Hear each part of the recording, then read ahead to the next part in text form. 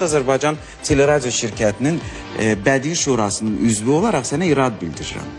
Və sənin simanda bütün tamaşaçılarımızdan bilirəm ki, dəstək alacağım indi. Sən həmkarlarıma da irad bildirirəm. Bilirsən ki, audiovizual şura belə dedi ki, ailə, məişət mövzuları pedallanmasın efirdə.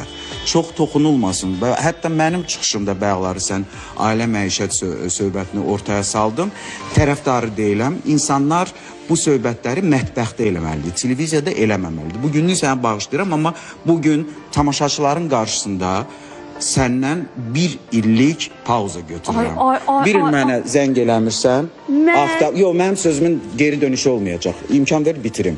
Bir il mənlə əlaqə saxlamırsan, bir il keçsin, İnşallah ki, o vaxtda mənim kinim soyuyar. Onda sənə bağışlayaram. Amma bir il mən səndən danışmayacağım.